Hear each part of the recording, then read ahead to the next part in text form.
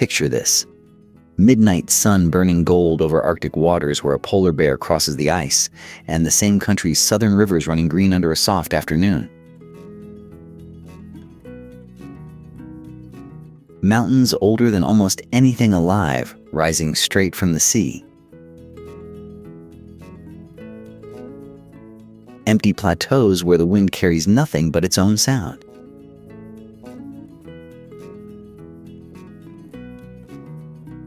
Cod drying on wooden racks the way they have since Viking times? Norway has all of it, and today I'm going to show you the very best of it.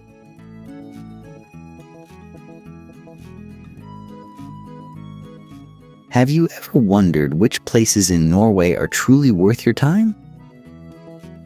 A lot of travelers feel overwhelmed trying to plan a country this big and this varied, and that's completely fair. But you don't have to figure it out alone. I've got you covered.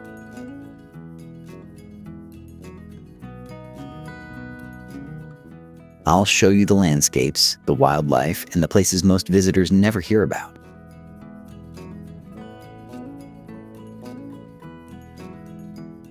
And stay with me until the end, where I'll take you to a slab of rock, barely a few meters thick, hanging 604 meters over open air with no railing at its edge.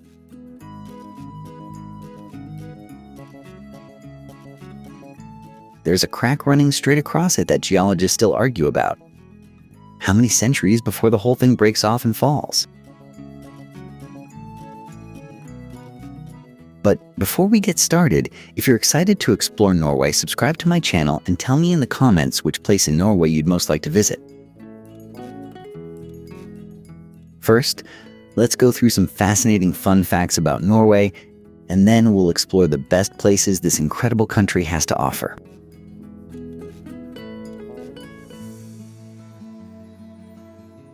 Deep inside a frozen mountain sits humanity's backup plan.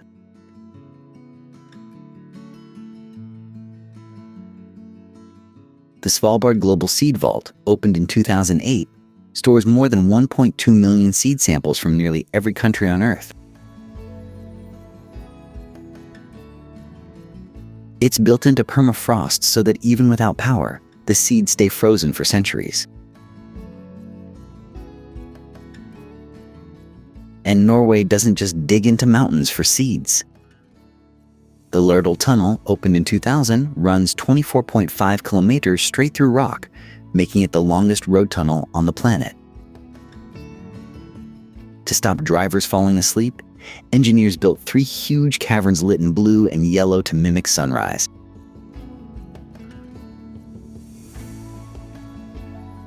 There's another world record hiding in Norwegian traffic. In 2024, roughly 90% of all new cars sold in Norway were fully electric, a share no other country comes close to. Decades of tax breaks, free tolls, and cheap hydropower turned electric driving from novelty into the default.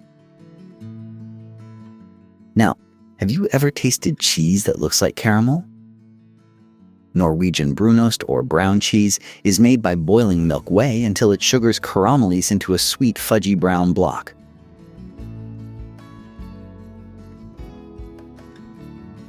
Invented in the Gudbrandsdalen Valley in 1863, it's now a fixture on breakfast tables across the whole country.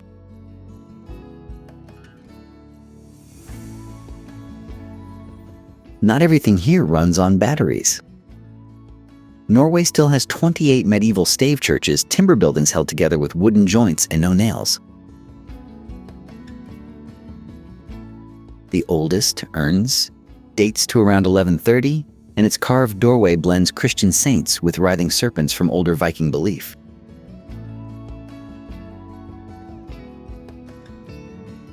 Norway's royal line has a curious start.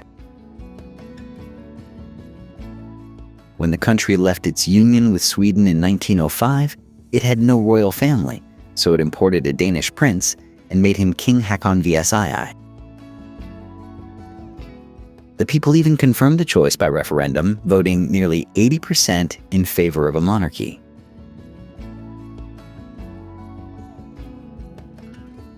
And here's one last thing that was here all along. On a rock at Rødøy in northern Norway, someone carved a figure on skis more than 4,000 years ago.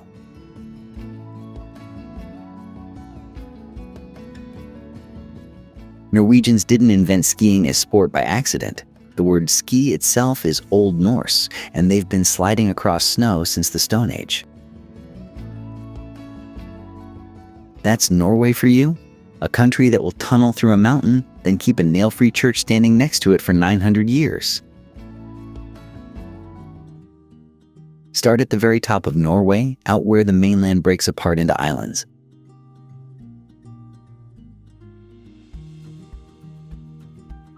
The first thing you notice is the light. Low gold sliding along walls of black rock even at midnight in summer.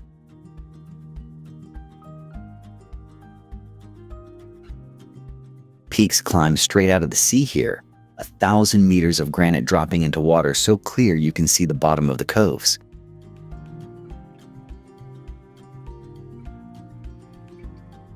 And the air carries a smell you won't forget. Salt, and underneath it, the faint sweetness of drying fish. Now here's what makes these mountains so strange. You're standing above the Arctic Circle, on the same latitude as parts of Greenland, and yet the fjords never freeze.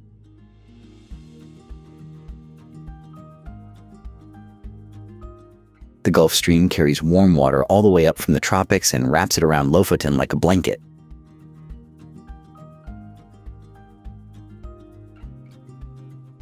So the peaks stay white with snow while the sea below them stays open and blue-green all winter long.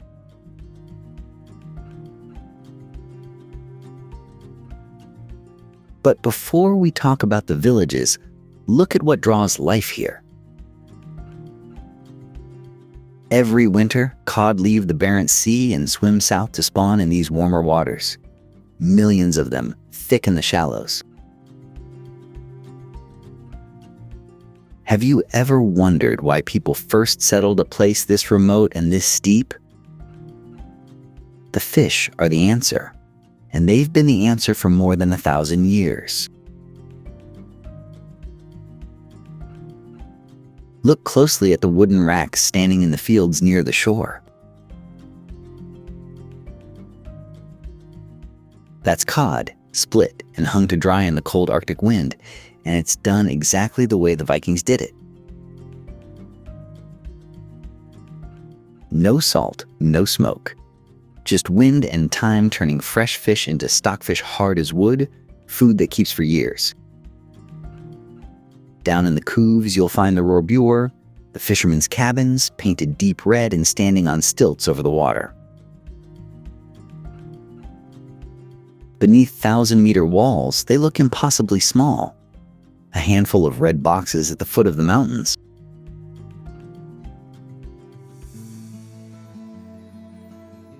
Keep going north until the islands give way to one long, bare headland reaching into the sea.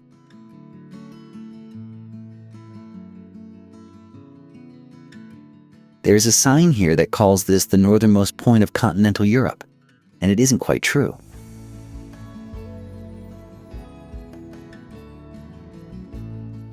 Look west from the plateau and you'll see a thin spit of land called Nivskelladen, and it reaches farther north than the cliff you're standing on. Nordkapp gets the fame. Its quiet neighbor gets the record.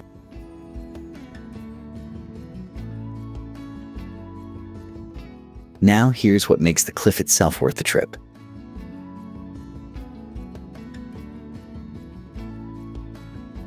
It's 307 meters of dark rock dropping straight into the Barents Sea, and from the top there's nothing between you and the pole but gray water.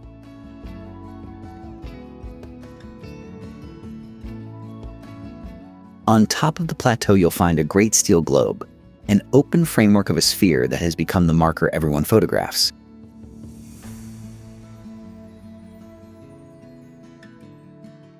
Don't miss the visitor hall built right into the rock behind it, where you can warm up and look out through wide glass at the same sea that hammers the cliff below.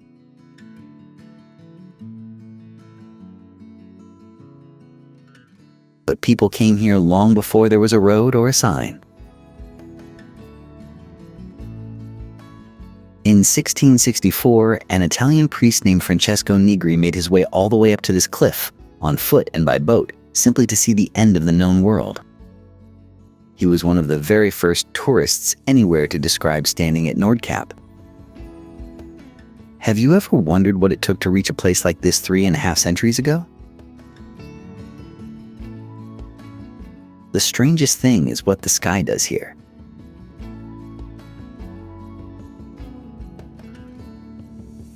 From mid-May to late July, the sun never sets. It just circles low over the sea, dipping toward the water at midnight and rising again without ever touching it. Then winter turns it inside out, and for weeks the sun never comes up at all. You'll stand in a blue half-dark at noon, listening to the wind. Push on north from that headland, out across open sea, and the map runs almost off the top of the page.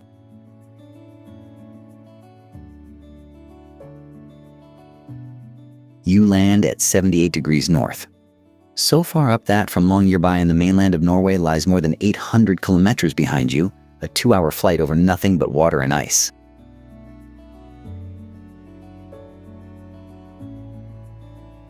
This is Svalbard, an archipelago closer to the North Pole than to Oslo. In the dark months, the sun stays gone for 4 full months, and the town sits under a cold blue nothing. Now here's something you won't find anywhere else on Earth. Svalbard is Norwegian, but a treaty signed in 1920 lets the citizens of more than 40 nations come here to live and work with no visa at all. So you'll walk streets where Thai, Filipino, Ukrainian, and Norwegian voices mix in the same shop.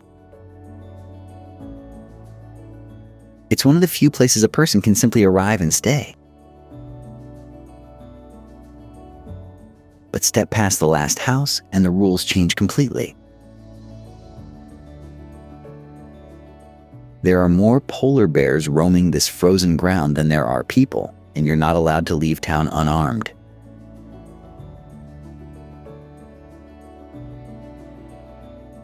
How do you live in a place where the largest land predator on Earth might be waiting behind a snowbank? Out on the white slopes, you'll often spot small herds of Svalbard reindeer, a stocky, short-legged breed found nowhere else, digging through snow for whatever they can reach. Come back down south now, a long way down, back to the mainland and its rivers and green.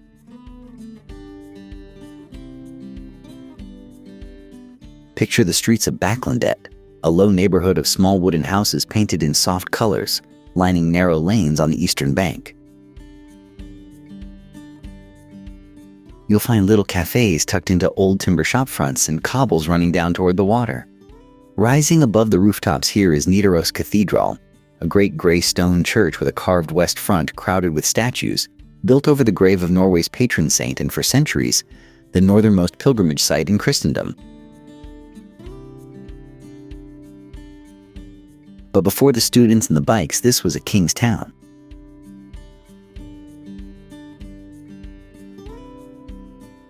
Olav Tryggvason, a Viking king, founded it in 997 at the river's mouth, and for centuries it was Norway's capital and the place its kings were crowned.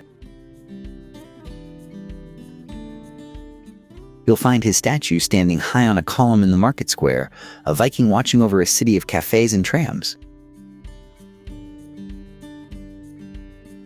He'd hardly know the place now.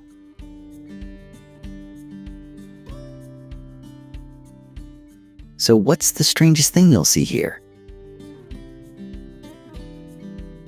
Down along the water by the Old Town Bridge, rows of wooden warehouses stand right in the river. Deep red, ochre, mustard yellow, all of them balanced on wooden stilts driven into the riverbed. They've stood on those legs for generations, their reflections wobbling in the dark Nidelva below.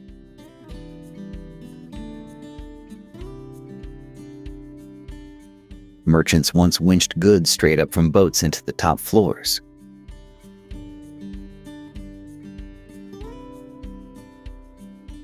Cross that bridge on a gray afternoon and you'll catch wood smoke, wet timber, coffee from a doorway. Don't miss the light on those old facades near sunset, when the river turns copper and the whole crooked row glows. Follow the coast southwest from Trondheim, out past the last of the green, and onto bare skerries where the land breaks up into scattered stone.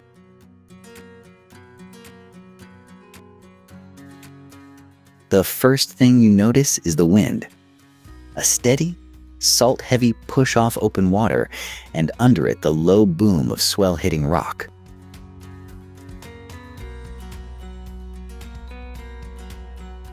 There's nothing soft out here.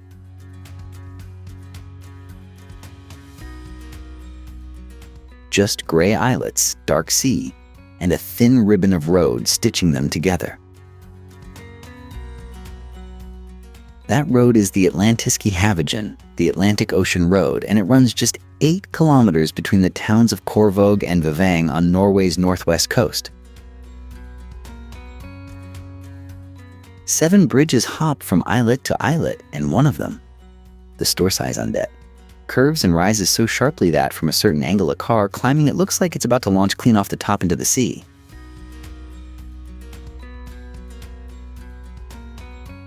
It opened in 1989, and you can drive the whole thing in 10 minutes.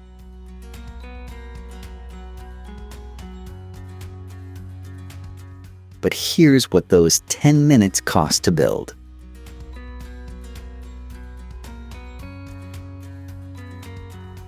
During construction, 12 separate hurricanes battered the crews as they poured concrete and set the spans.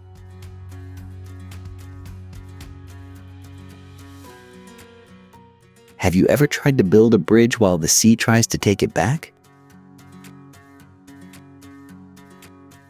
The road was hammered into place against exactly the weather it now invites people to come and watch.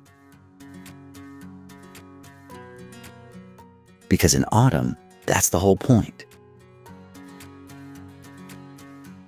When the storms roll in, the waves don't pass under the bridges. They come straight over the roadway, green water exploding white across the asphalt while cars wait it out. Turn inland now, east from the coast, and the sea noise falls away behind you until there's nothing but the sound of wind moving over open ground.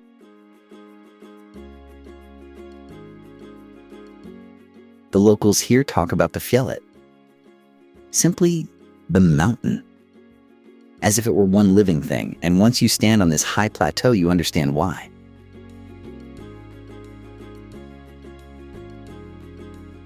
Rondane became Norway's first national park in 1962, protecting a run of rounded, pale peaks that climb past 2,000 meters.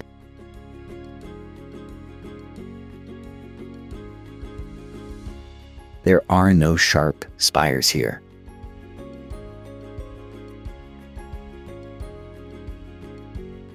Just broad gray summits, worn smooth, with deep bowls scooped into their flanks where the ice sat and turned.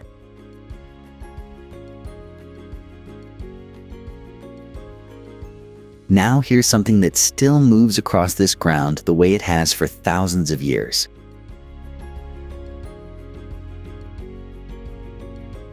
Wild mountain reindeer, one of the last true herds left in Europe, cross Rondane on migration routes older than any road in Norway. Have you ever watched an animal follow a path that its ancestors walked before the country had a name? They come in loose gray lines over the ridges, hooves clicking on stone, and if you're patient and still, you'll see them thread the high passes without ever knowing you're there. But the most famous view of this place was never a photograph. The painter Harold Solberg spent years working on a single canvas here, a dark ridge of blue peaks under a cold sky, one lit church far below. He finished Winter Night in the Mountains in 1914, and Norwegians later voted it the national painting.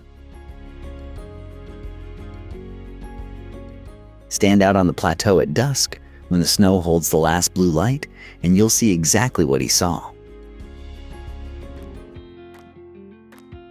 Drop back down off the plateau, follow the water west, and the land closes in until you're deep inside a corridor of rock. The Geirangerfjord runs just 15 kilometers, but its walls climb 1,700 meters straight out of water so deep the big ships can sail right up to the cliffs.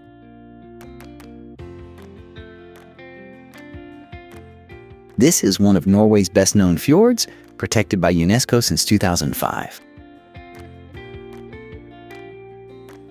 In summer, the light comes down in shafts between the peaks, and you'll hear the falls before you see them. A steady white roar echoing off both sides at once. The most famous of those falls has a name and a story.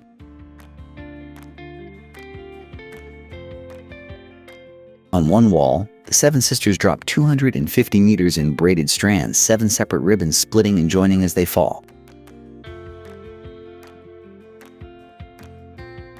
Directly across the water stands a single fall the locals call the Sutor, forever trying to court the sisters from the far bank.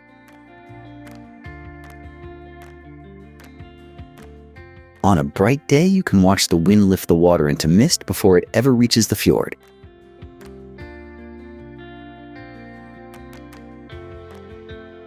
But look higher, at the ledges no ladder should reach, and here's what most people miss from the deck.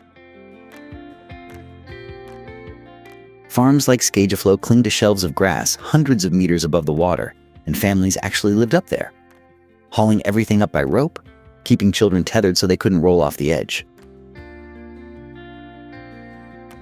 Have you ever imagined raising a family on a green shelf with nothing below but a long drop into cold water?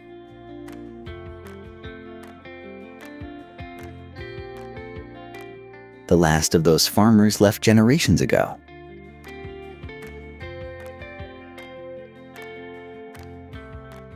Now the cruise ships crowd this narrow arm so thickly that Norway passed a law demanding zero-emission vessels here, so the fjord stops choking on the very people who come to see it.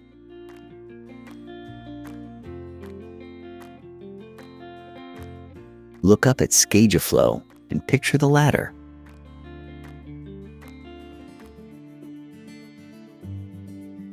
Not far south of Geirangerfjord in the Strin Valley, a river of ice comes down to meet you. Preikestolen looks permanent, a solid blue tongue frozen mid-fall. But it's one of the fastest moving things in this whole landscape. In warm years, this arm is pulled back so far, so quickly, that the ground you walk on now was buried under ice barely 20 years ago.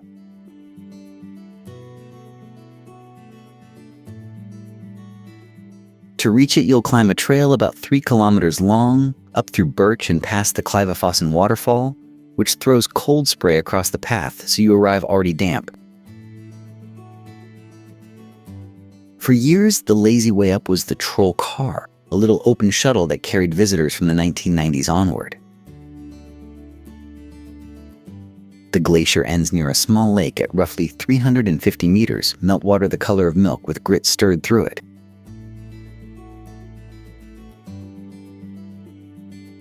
You'll hear it before the ice comes into view, that constant hiss of running water off the rock.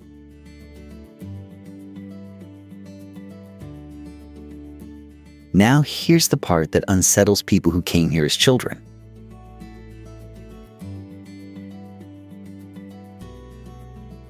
Have you ever gone back to a place and found a piece of it simply gone?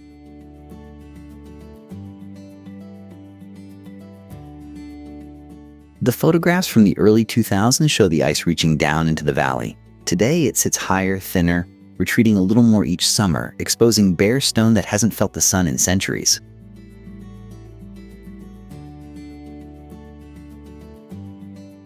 This is only the smallest finger of something enormous.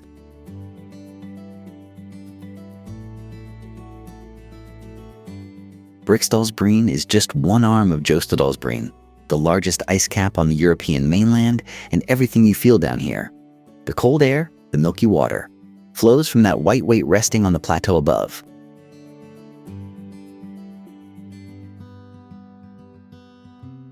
Climb up off that valley floor above the last of the birch, and the source of it all opens out in front of you. Jostedalsbreen covers about 470 square kilometers. Imagine a sheet of ice, so wide you could walk across it for a full day and still see nothing but white ahead. This is the largest glacier on mainland Europe, resting on a high plateau in western Norway, sending its frozen fingers down into more than one valley at once.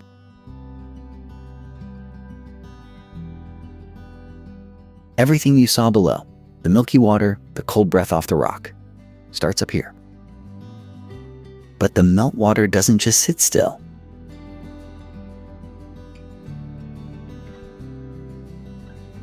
Have you ever watched a whole river run the color of milk? Down in the valleys below, streams like the ones feeding into Jostedala carry rock flour, fine grit ground off the mountain by the ice. And that dust turns the water a pale gray-green as it rushes toward the fjords. From its edges hang the outlet tongues, blue-white and cracked like Nygårdsbreen and Briksdalsbreen, each one a river of ice moving at its own speed toward its own valley. Look closely at the deepest cracks and you'll see a blue so pure it seems lit from inside.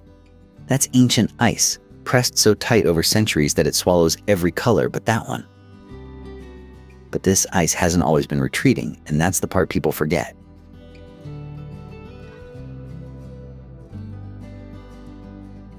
In the Little Ice Age a few hundred years ago, these arms were advancing, grinding forward, splitting rock, and crushing farms in the valleys below.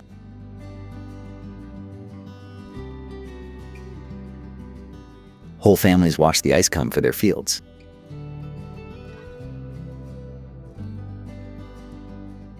So a thing you now walk toward as a wonder was once something people fled.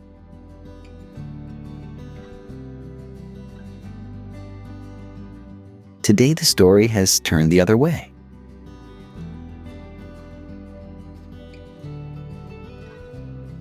Since the 1990s, these tongues have pulled back hundreds of meters, uncovering stone that hadn't seen daylight in centuries.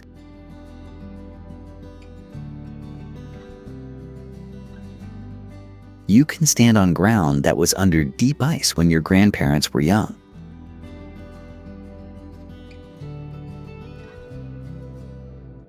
That white weight up on the plateau is still enormous, still ancient.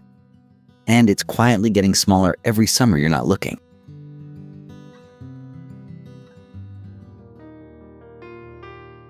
Down from that high white plateau, follow the water as it falls, because there's a train that does exactly that.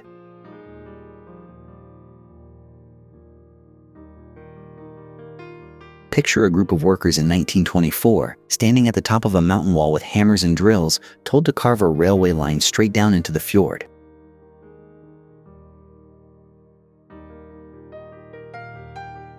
They had no machines for most of it, just muscle, dynamite, and 16 years of patience.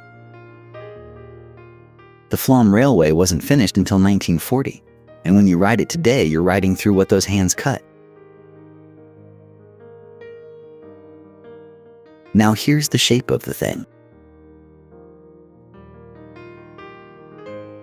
In just 20 kilometers, the line drops 866 meters from the mountain station at Myrdal down to the fjord at Flåm. That's a mountain's height of falling, done in the length of a short drive. To manage a slope that steep, the engineers built in 5 separate braking systems, any one of which could stop the train alone.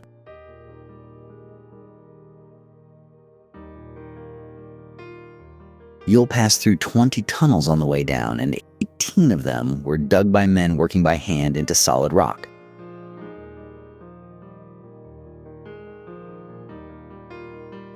But the moment everyone remembers isn't a tunnel or a bridge.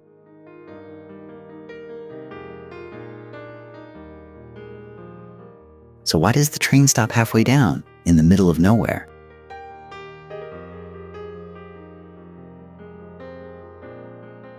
Because right beside the track, the Vøringsfossen waterfall comes crashing off the cliff. and the train pauses on a bare platform so you can stand almost close enough to feel the spray.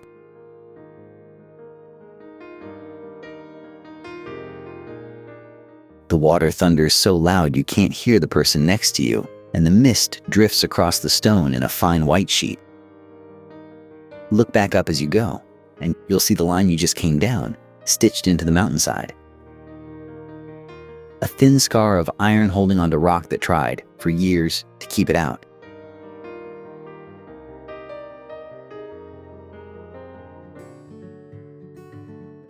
Out where the fjord meets the coast, the train's journey ends and the sea begins. There's a joke the locals tell here. If you can't see the mountains, it's raining. And if you can see them, it's about to rain. They're not really exaggerating.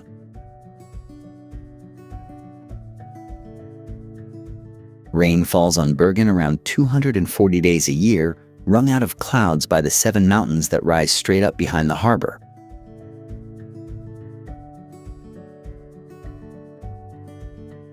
Locals don't wait for it to stop.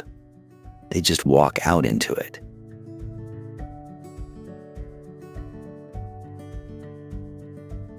But before the weather, look at the wharf. The long row of wooden buildings along the water is Bergen, and it's where German merchants of the Hanseatic League ran the dried cod trade from the 14th century onward.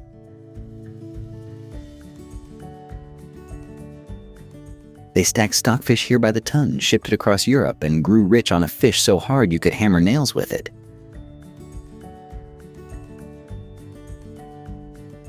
The buildings lean and sag now, their painted fronts red and ochre and mustard, timber worn smooth by 6 centuries of hands and salt.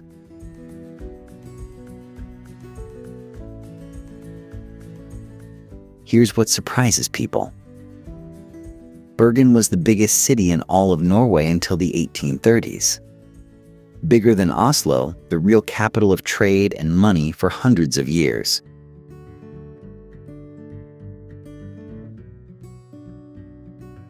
Have you ever wondered why a rainy port on the far west coast mattered so much?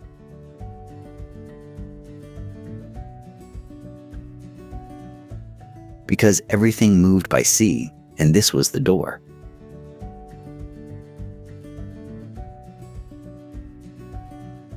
Don't miss the funicular up Flåm, climbing the mountain behind town since 1918. From the top, on one of those rare clear evenings, you'll see the whole city held in its ring of stone. Head east out of the rain, up onto the roof of the country, and the sound changes before anything else does.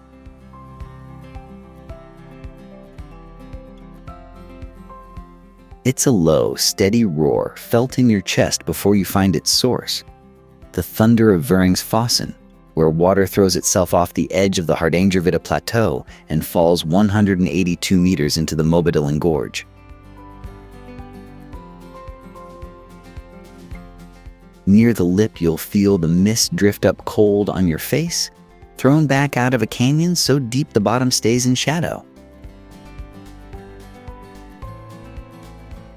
The rock walls are dark and streaked, the water white against them, and the sound never once stops. Now here's the part most people driving past never think about. Before the tunnels came, getting a horse and cart up this canyon meant climbing the old Mobo Road. 125 bends and 1,300 stone steps hacked into the gorge wall. Have you ever imagined hauling goods up a staircase that steep with a waterfall roaring beside you the whole climb?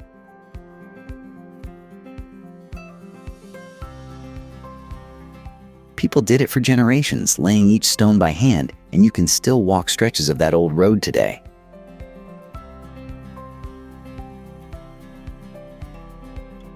But the strangest way to see the falls is the newest one.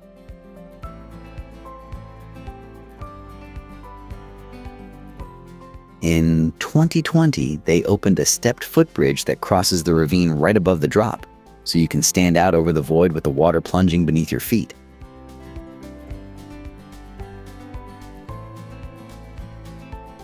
Look down through the gaps and you'll see the river disappear into the dark of the gorge below you.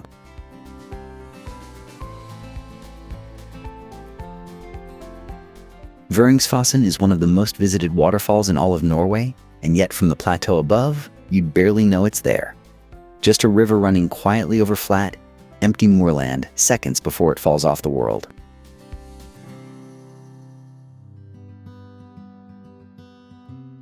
Southwest of the plateau, the land folds down toward Ada, and here you'll find a slab of rock that looks impossible and isn't.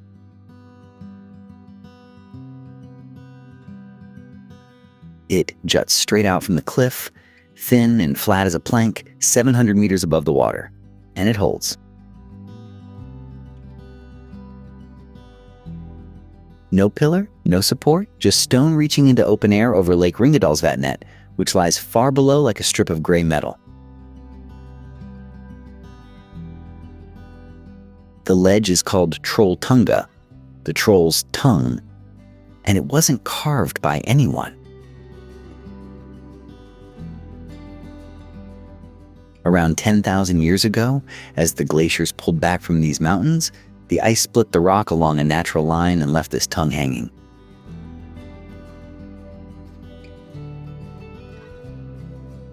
Stand near the edge and you'll notice how clean that break is, as if something set a knife against the cliff.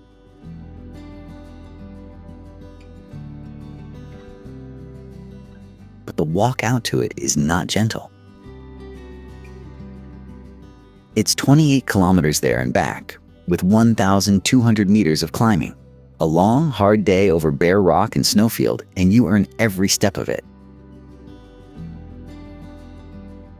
Have you ever seen a place go from unknown to crowded almost overnight?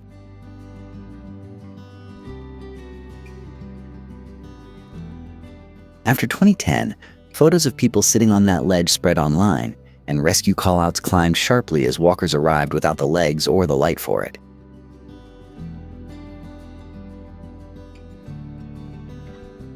Look down from the tongue toward the valley and you'll see the other reason this place exists.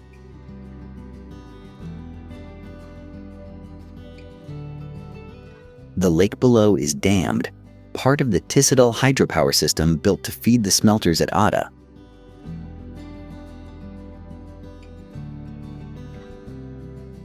The water you're standing over was harnessed a century ago to make metal long before anyone came to stand on the rock.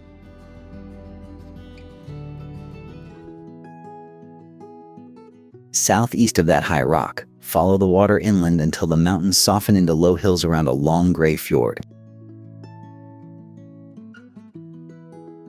On a summer evening, you'll see people spread out across a slab of white marble that rises straight up out of the harbor, some lying flat, some climbing it barefoot like a hillside. And that slab is the roof of the Opera House.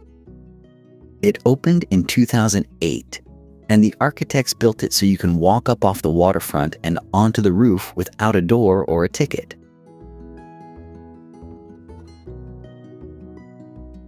This is Oslo, Norway's capital, sitting at the head of a fjord that runs 100 kilometers inland.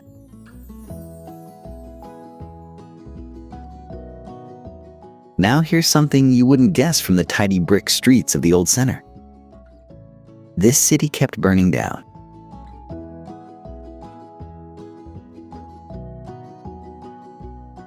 Built of timber, it caught again and again, and after a fire in 1624, King Christian IV moved the whole town closer to the fortress and ordered it rebuilt in brick and stone.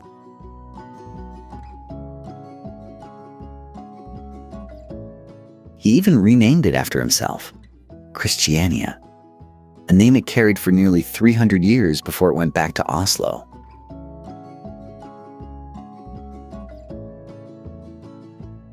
But before you leave, look up toward the ridge that hangs over the city.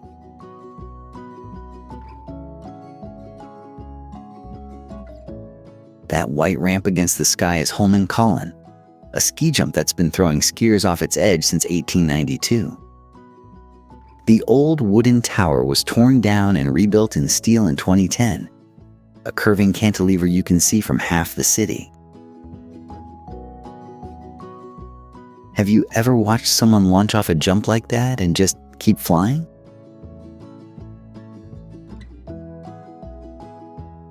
Stand on the opera roof at dusk and you'll see both, the fjord going gold below you and that steel ramp glowing pale on the hill behind.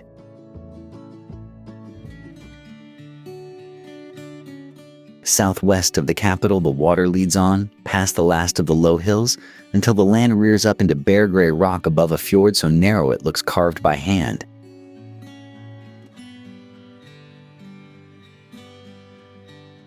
And now, the place I promised you at the very beginning.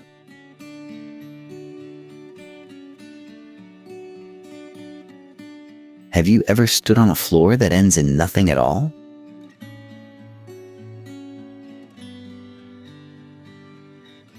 Because that's what waits at the top of this trail.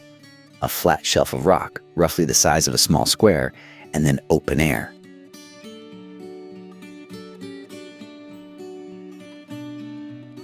This is Preikestolen in Rogaland in Norway southwest, and the cliff drops 604 meters straight down to the Glacier below.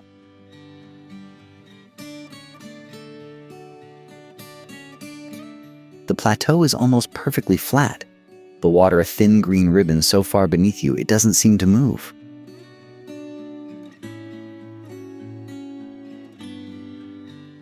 There's no railing, no fence, no rope.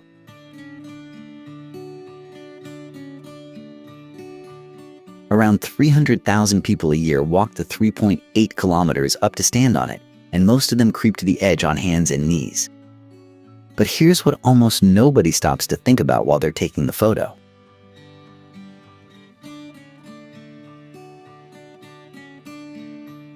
Look closely at the surface, and you'll find a long crack running clean across the rock.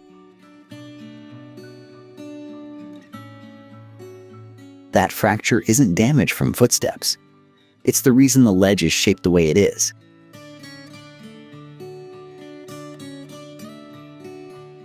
The whole plateau was split off along glacial fault lines, and water still seeps into those seams, freezes, expands, and prizes the rock apart a fraction more each winter.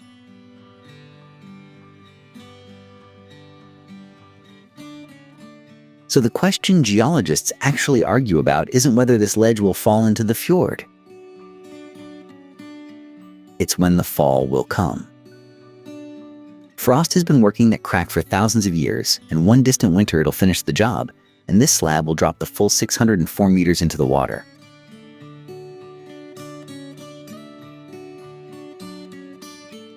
Nobody knows the century.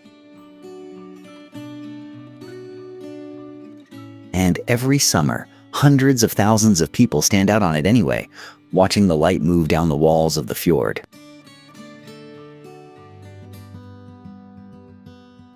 From a seed vault frozen into an Arctic mountain to a slab of rock hanging over 600 meters of empty air, Norway keeps handing you places that feel like they shouldn't exist. Go see them while the ice, the light, and the cod racks are all still standing. If you enjoyed this journey, hit subscribe and tell me in the comments which of these 15 places you'd visit first.